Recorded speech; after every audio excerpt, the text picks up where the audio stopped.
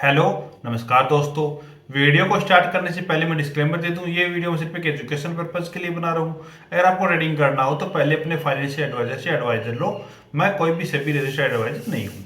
अब चलो हम आज का हमारा ट्रेड देख लेते हैं। तो आज के दिन आप देखोगे तो मैंने 23,850 और 26,100 दोनों को मैंने हेजिंग के लिए बाय किया था। तो इन दोनों ट्रेड का कोई मतलब नहीं है, ये सिर्फ मैंने मार्जिन रिक्वायरमेंट कम करने लिया था। उसके बाद ये 25,250 की पुट को शॉर्ट किया, तो 25,350 की कॉल को शॉर्ट किया। यहाँ पे आप देखोगे पुट के अंदर मुझे लगभग 9,100 रुपये का प्रॉफिट हो गया, तो कॉल के अंदर मुझे लगभग 2,800 रुपये का लॉस हो गया। तो आपने देखा मेरा रिस्क रिवार्ड कितना हुआ, 1:3 का हुआ, क्योंकि मेरे को एक ट्रेड के अंदर सीधा प्रॉफिट हुआ है तो 9,000 रुपये आ गए। दूसरी ट्रेड के अंदर मुझे लॉस हुआ है तो लगभग मुझे 2,800 रुपये का लॉस हुआ है। तो ओवरऑल आप देखोगे 1:3 के आसपास का रिस्क रिवार्ड मेरा रहा। तो इस तरीके से आपका रहेगा रिस्क रिवार्ड। तो यहाँ पे देखो 6500 रुपये का प्रॉफिट होगा। अगर मेरा रिस्क रिवार्ड मानो कि यहाँ पे 1:1 ही होता तो क्या बचता मेरे, इधर मेरे चलो 3,000 रुपये आते, इधर 3,000 रुपये चले जाते, तो मैं zero, no profit no loss में रहता। लेकिन मेरे दो ट्रेड किए मैंने, एक पुट की साइड में किया, एक कॉल की साइड में किया, क्योंकि मैं स्ट्रेंगल बनाता हूँ तो मैं इसी तरीके से करता हूँ। और नहीं, मैं दोनों ट्रेड को कभी भी साथ में लेता हूँ, अलग अलग टाइम पे दोनों ट्रेड को लेता हूँ। अभी चलो मैं आपको ऑर्डर विंडो भी आप दिखाता हूँ। ये पोर्टफोलियो है अपना, यहाँ पे मैंने 8,50,000 रुपये के आसपास का लगा रखा है। और यहाँ पे आप देखो इधर वो 77,000 रुपये ये हो चुका है। अभी आपको देखोगे पोर्टफोलियो थोड़ा कम दिख रहा है, तो कम दिखने के पीछे का कारण है टाटा मोटर।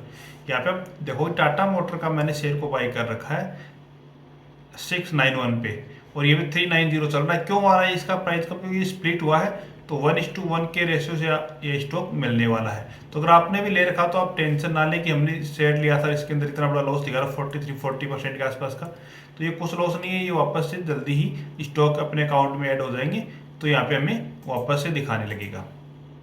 अब जरा अपन ऑर्डर विंडो की बात कर लेते हैं। यहाँ पे तो ऑर्डर विंडो में आप देखोगे तो मैंने अब 9:50 पे 78 के ऊपर पहली पोजीशन को शेयर किया था। उसके बाद में मैंने इन दोनों को हेजिंग के लिए बाई किया। यहाँ पे आप देखोगे 10:09 पे मैंने दूसरा पुट को भी ऐड किया, क्योंकि पहले मार्केट मेरे को नीचे की साइड में लग रहा था, मार्केट नीचे भी आ रहा था। लेकिन जैसे मार्केट रिवर्स होने लगा मैंने पुट को भी ऐड कर दिया।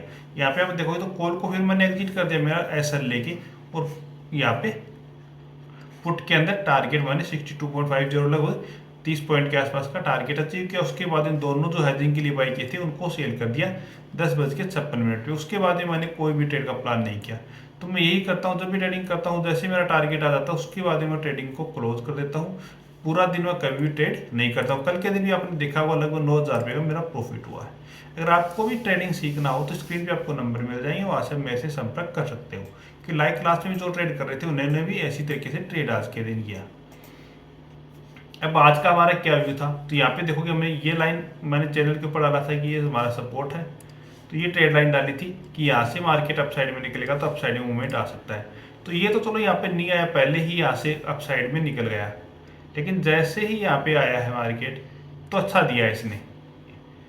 यहाँ पे देखो इससे ऊपर गया है, ये वापस रीटेस्ट के लिए है। ये अच्छे खासे में पॉइंट मिले, यहाँ पे 100 पॉइंट लगभग मिले, 25,280 से लेके 23,380 तक। ये 100 पॉइंट का एक मूवमेंट में अच्छा खासा कैप्चर आज के दिन हुआ है। अब हम बात करते हैं कल के दिन कैसे ट्रेड कर सकते हैं। तो पहले इन ड्रॉइंग को हम डिलीट कर देते हैं। अब यहाँ पे आप देखोगे तो पहला हमारे लिए सपोर्ट बन गया है ये, दूसरा अपसाइड में हम लाइन ड्रॉ करेंगे तो ये लाइन हम यहाँ पे ड्रॉ कर लेंगे। तो ये तो हमारी हो गई रेंज।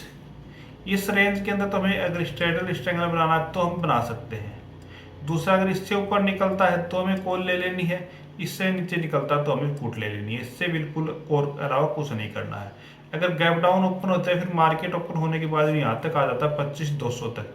तो 25,200 अगर फ्लैट ओपन होकर यहाँ पे आता है तो हमारे टारगेट रहेगा। और अगर यहाँ पे सीधा हमें मिलता है तो ये हमारे लिए सपोर्ट रहेगा, और यहाँ से हम अपसाइड के लिए ट्रेड का प्लान कर सकते हैं। इसी तरीके से यहाँ पे 25,360 से ऊपर निकलता है तो हमारा टारगेट रहेगा 25,500 तक, कि 25,500 तक अपसाइड में जा सकता है। और 25,500 के आसपास अगर हमें मिलेगा, गैप डाउन ओपन होकर जाओ या फिर फ्लैट ओपन होकर जाओ, तो वहाँ पे हमारे लिए रजिस्टेंस है, तो वहाँ से नीचे की साइड में मार्केट वापस से आ सकता है। अब हमारे सेंसेक्स की एक्सपायरी है, तो सेंसेक्स को भी हम देख लेते हैं कि सेंसेक्स के अंदर हम कैसे ट्रेड कर सकते हैं। तो सेंसेक्स का हम चार्ट देखेंगे तो सेम सा चार्ट बना हुआ है जैसा हमारा निफ्टी का चार्ट बना हुआ है।